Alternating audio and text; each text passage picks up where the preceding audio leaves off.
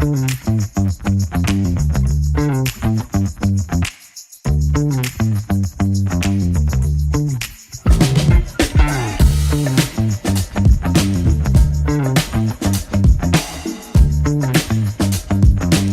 cluster montagne joue un rôle de mise en relation entre les entreprises et leurs donneurs d'ordre potentiels, que sont les décideurs en fait des territoires de montagne en France et à l'international.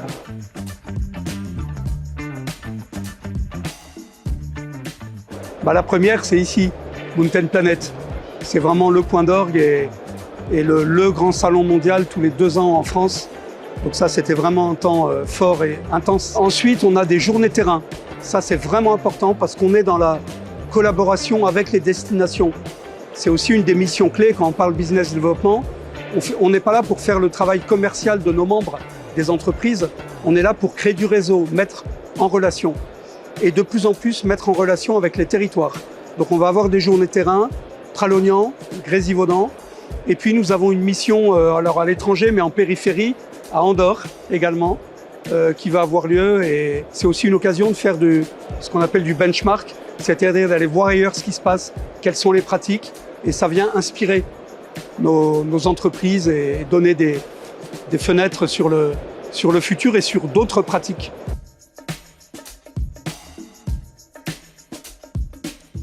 Le groupe Poma est un leader mondial du transport par câble depuis plus de 88 ans maintenant. C'est 88 ans d'expérience, 88 ans d'innovation.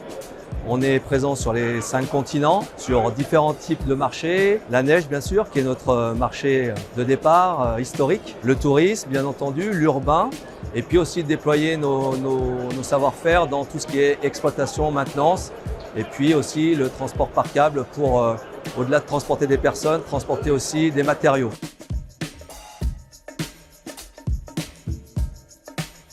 Alors le marché du ski français sur 2024 va être assez animé, assez dynamique.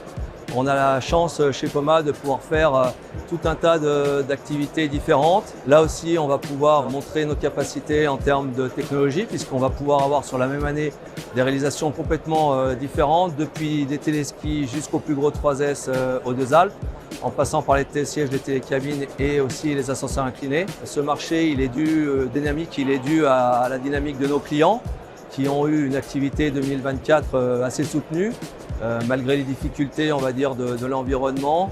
Ils ont réussi à proposer un produit de qualité, il y a eu beaucoup d'engouement pour la montagne, et donc tous ces éléments favorables font que demain, ils vont être capables de pouvoir continuer à investir de la plus grande et la plus belle façon. Et notre ambition, c'est de pouvoir continuer à les accompagner au mieux et de pouvoir les aider à continuer d'innover, à continuer de proposer des solutions intéressantes et confortables pour leurs clients.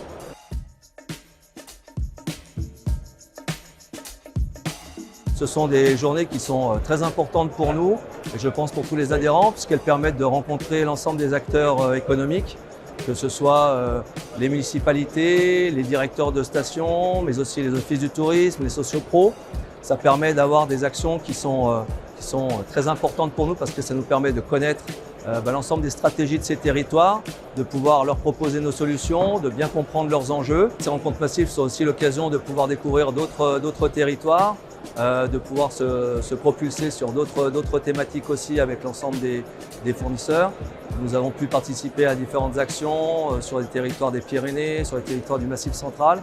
Et tout ça, ça nous permet de pouvoir comprendre un peu mieux leurs enjeux, de pouvoir proposer les bonnes solutions et de pouvoir avoir une meilleure connaissance de l'ensemble des choses qu'il va falloir développer pour adresser leurs besoins et leurs exigences.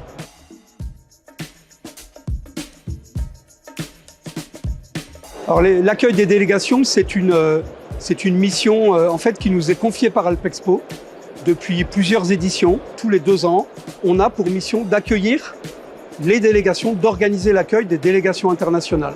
Et là, nous venons d'accueillir depuis dimanche 200 décideurs mondiaux du ski, de la montagne, pas que du ski, de la montagne, 4 saisons, avec 50 entreprises qui étaient présentes. Nous avons fait en amont du salon 2 journées sur le terrain. Et nous étions à La Rosière et aux Arcs, dimanche et lundi. Et puis on les amène ici. Donc ça permet de faire du temps réseau. C'est vraiment hyper important. Et puis c'est convivial en plus. Et ça nous permet aussi d'être les ambassadeurs de la montagne française. Parce que quand on les amène dans nos stations, on leur montre non seulement nos entreprises, mais nos entreprises c'est surtout ici au salon, mais là-bas ils voient sur le terrain tout le travail fait par les équipes, par les exploitants, par les élus sur les territoires. Et là on est très fiers d'être également les ambassadeurs du savoir-faire français, du fonctionnement d'une station de montagne.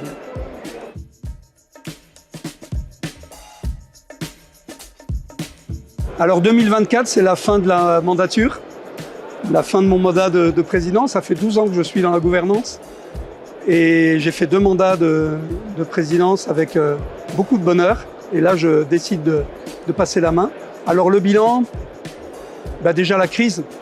On est sorti de la crise Covid sans trop de casse. On a été vraiment bien aidé par l'État, mais on est allé chercher des aides. Il a fallu se battre. Je dirais qu'ensuite, les 2 autres grands piliers ou les 2 autres points forts, c'est donc on continue à marquer l'attractivité de cette organisation, la représentativité de ce tissu économique des entreprises et on garde toute cette dynamique de développement et d'innovation. Donc ça, c'est vraiment un point fort dont je suis vraiment content et qui est possible grâce à l'équipe que nous avons, qui est hyper impliquée. Et puis, je dirais le rapprochement des territoires, parce qu'on fait un gros travail depuis quelques années, de travailler de plus en plus avec les élus, avec les équipes de gouvernance des destinations, les exploitants, pour comprendre les tendances, comprendre leurs problématiques, parce qu'ils sont très attaqués sur les aspects de la neige, de l'hiver. Bon, on connaît l'environnement, c'est un peu compliqué, même si on le vit comme quelque chose d'injuste, parce qu'en fait, on est surtout victime du réchauffement.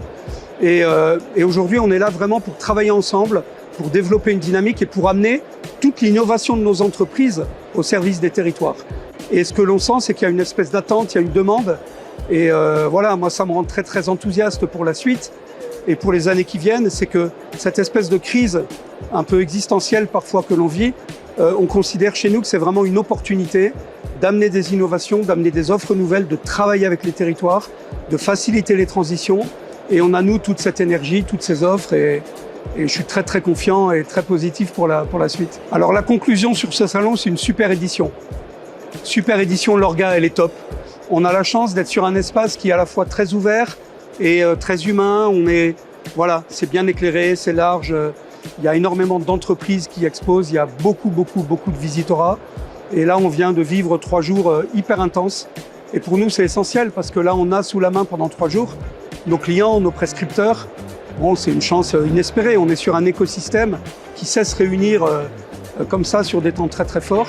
Donc, une superbe édition 2024.